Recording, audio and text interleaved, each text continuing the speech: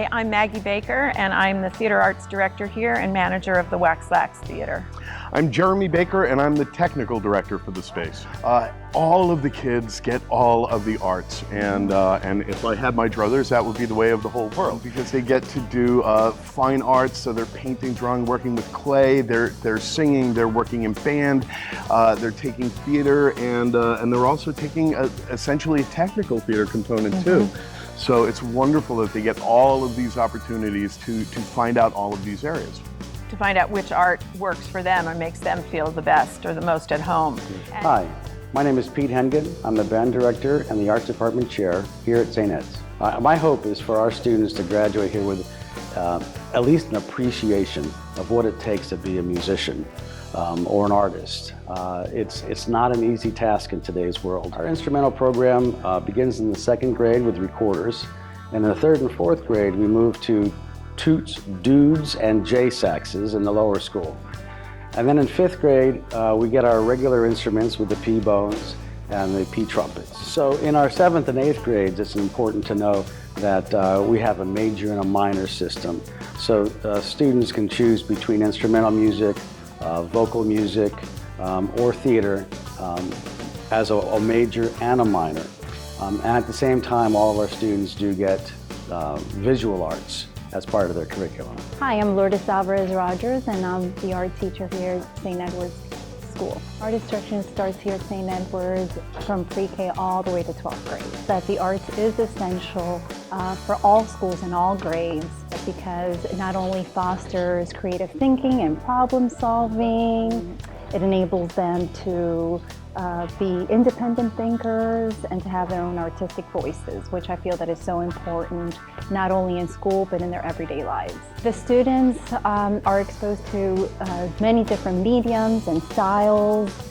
They learn about different time periods and cultures. They also work in 2-dimensional as well as 3-dimensional artwork. We have this one student, for instance, started drawing in her studio class all about hands, and started learning about all the different mediums and did a lot of interpretations of her hands. Well, then she carried it one step further and started exploring the math and technology and engineering, and she actually created a 3-dimensional moving hand, a sculpture, integrating all those things. She wants to major in medicine and specialize in prosthetics. When my students leave me, I think my greatest joy is that I've instilled in them a love of art and appreciation of art, not only of things in the classroom, but outside of the classroom as well. Hi, I'm Anthony Barron.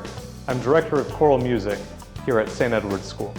My teaching philosophy is I want to see students excited about the arts.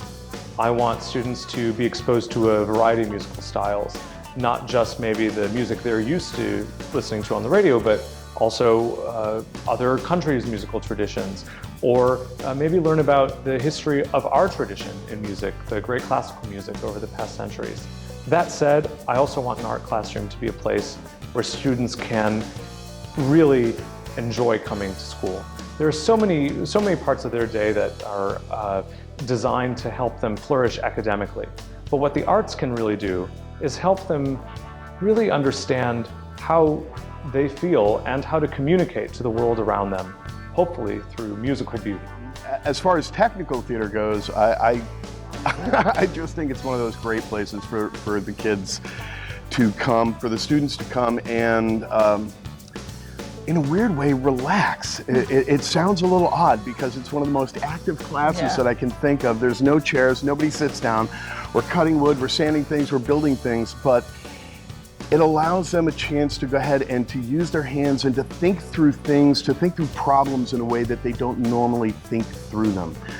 We encounter problems every single day in technical theater. We get these little curveballs thrown at us. And it's really fun as a team to sit down and to work through those and to be able to do it in a physical nature. That they get a chance to really deeply explore a character, to really try and have that empathy for someone else. And of course, that's another 21st century skill. But they have to be able to see through that character's eyes. And in order to do that, it means a lot of analysis, a lot of close reading, a lot of stuff that you're doing in English classes, but then you take it that extra step, and now what are the emotions that go along with it, and how can I embody those emotions? And in the day of Twitter and Instagram and instant things, a lot of times there's not that amount of time spent in thinking about how people feel, or how am I going to feel after I send this, or how do I feel when I react to this. But this is kind of a good slow down place, you know, to really think deeply about those things, and then be able to bring it out on stage. It's not just those students who are going to go on and be great actors, or those people who are going to go on and be, you know, great musicians or whatever within the arts. The fact that so many of these people are going to use all of this different training in a myriad of different ways. You're going to have a college interview and job interviews and speak at somebody's wedding and be doing these things. So to have this training of learning how to speak, learning how to think about the words that you're saying and what impact they're going to have on an audience is really important.